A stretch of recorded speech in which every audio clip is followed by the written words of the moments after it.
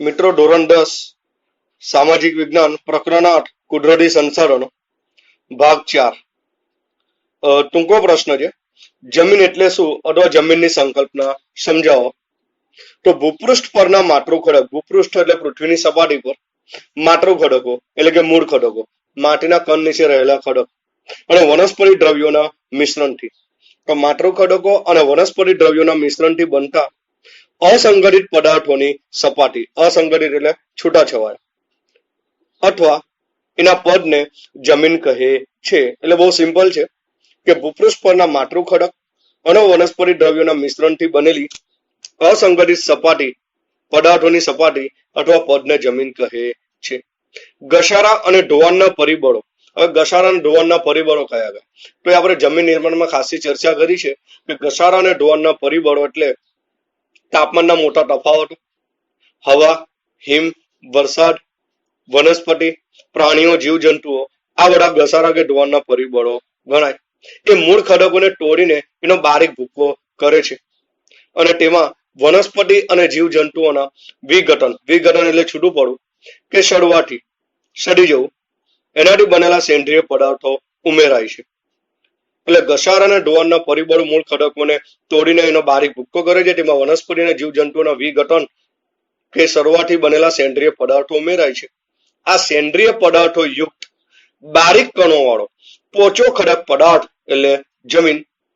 એટલે ટૂંકમાં કેવું હોય, એક માર્કમાં પૂછાય જમીન એટલે શું, તો આ છેલ્લું વાક્ય લખી શકાય કે સેન્દ્રિય પદાર્થો યુક્ત બારીક કણો વાળો પોચો ખડક પદાર્થ એટલે જમીન.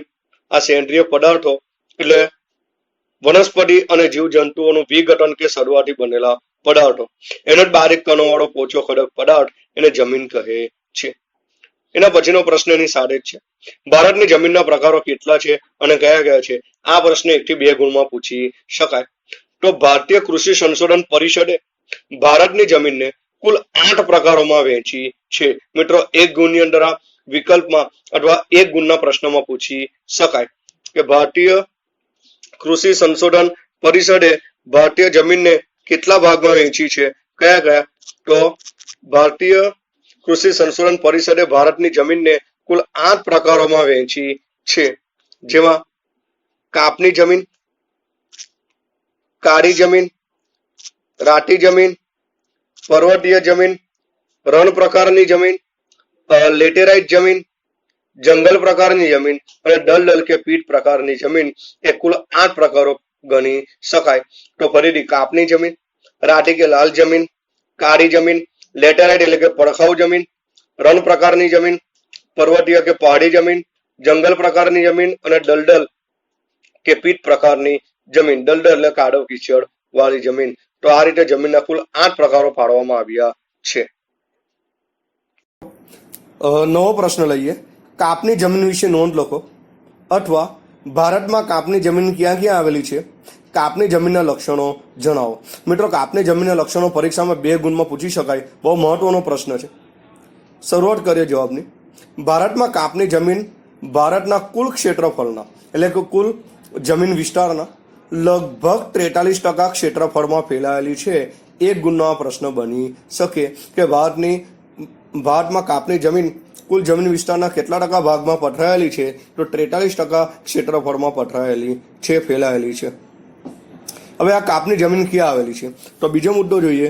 ભારતમાં કાપની જમીન પૂર્વમાં બ્રહ્મપુત્ર નદીના ખીણ પ્રદેશથી શરૂ કરીને એટલે કે જમણી સાઈડ, બ્રહ્મપુત્ર નદીના ખીણ પ્રદેશથી શરૂ કરીને ડાબી સાઈડ પશ્ચિમે સતલુજ નદી સુધીના ઉત્તર ભારતના મેદાનમાં, એટલે ઉત્તર ભારતના મેદાનમાં જમણી બાજુએ બ્રહ્મપુત્ર નદીના ખીણ પ્રદેશથી શરૂ કરીને ડાબી બાજુએ એટલે કે પશ્ચિમ બાજુ સતલુજ નદીના ઉત્તર ભારતના મેદાનમાં, ત્યાર પછી દક્ષિણ ભારતમાં નર્મદા, તાપી, મહા, ગોદાવરી, કૃષ્ણા અને કાવેરીના ખીણ પ્રદેશમાં, તેમજ મહા, ગોદાવરી, કૃષ્ણા અને કાવેરીના મુક્ત ત્રિકોણ પ્રદેશ એટલે કે ડેલ્ટામાં આ જમીન આવેલી છે. હવે આપણે આ કાપની જમીનના લક્ષણો જોઈએ. પહેલું લક્ષણ, આ જમીન નદીઓએ પાથરેલા કાપની બનેલી છે.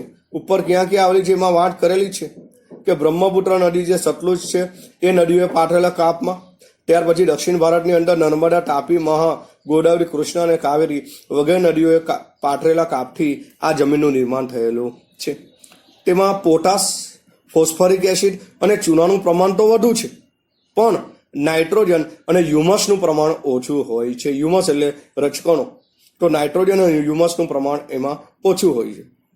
તેમાં જુદા જુદા કઠોળના પાક લેવામાં આવે તો, ધ્યાન આપજો મિત્રો, 1 માર્કનો અહીં સવાલ છે. તેમાં જુદા જુદા કઠોળના પાક લેવામાં આવે તો આ જમીનમાં નાઇટ્રોજનનું પ્રમાણ વધારી શકાય છે. પરીક્ષામાં 1 ગુણમાં પૂછી શકાય કે કઈ જમીનમાં કઠોળનો પાક લેવાથી નાઇટ્રોજનનું પ્રમાણ વધારી શકાય, તો કાપની જમીનમાં જો કઠોળના પાક લેવામાં આવે તો તેમાં નાઇટ્રોજનનું પ્રમાણ વધારી શકાય છે.